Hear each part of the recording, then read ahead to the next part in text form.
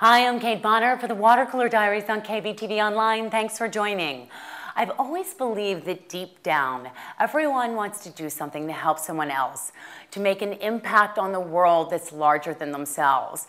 And I believe that this feeling kicks into overdrive during the holiday season as we hear dozens and dozens of stories of people reaching out to help those in need. Perhaps that's because, like the bright holiday lights that dot the nation's landscape, symbolizing hope and life in the dead of winter, everyone wants to believe in miracles. And if you have enough faith, anything is possible. In the next 2 episodes, I'll be sharing the stories of 2 girls, 9-year-old Maggie Schoenfeld and 21-year-old Nicole Bennet.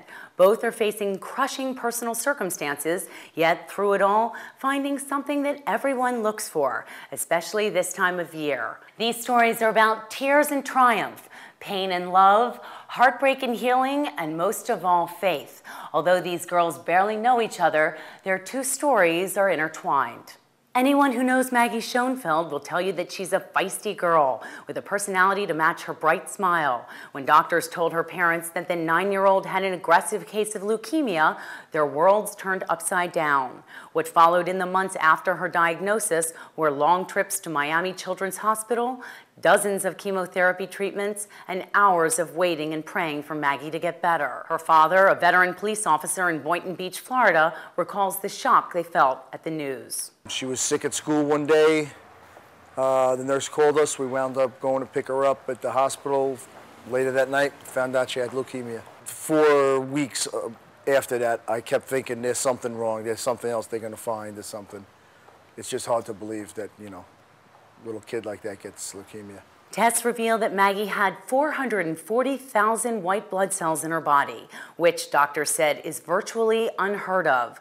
A normal cell count is between 5,000 and 10,000. My ex-wife took her to the doctor, our pediatrician.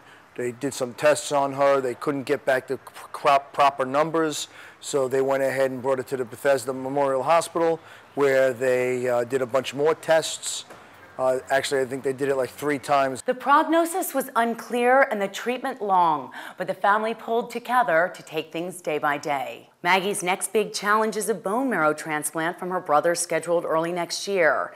In their pain, however, the Schoenfelds have found overwhelming support as hundreds of their neighbors in Boynton Beach, many whom don't even know the Schoenfelds, have rallied around Maggie. They've raised thousands of dollars, donated blood, and been there to talk when the family needed it most. Since Maggie was diagnosed with acute lymphocytic leukemia in September, the Boynton Beach Police Department has collected more than $30,000 for the family through fundraisers where they've shaved their heads, served food, and even posed for a pinup calendar.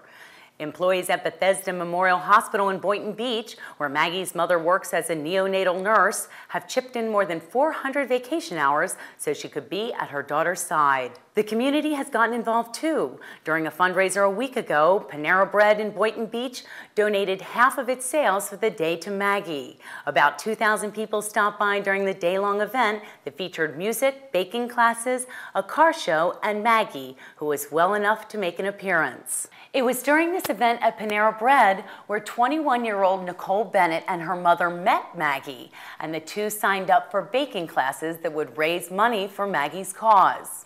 They didn't know it at the time, but their act of reaching out to help Maggie would in turn help Nicole, who suffered serious brain injuries after a car accident just days after her 16th birthday. As for Maggie, there are still many long days ahead. After her bone marrow transplant, she'll have to fight the risk of infection or the slight chance that her body rejects her brother's cells or that the cancer comes back. But she won't be facing it alone.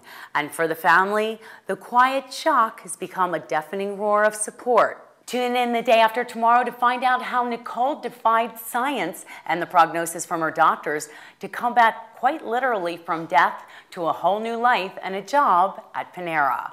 To learn more about how to help Maggie, whether it's sending her a card or attending a fundraiser, contact Stephanie Slater with the Boynton Beach Police Department at 561-742-6191. I'm Kate Bonner for the Watercolor Diaries on KBTV Online.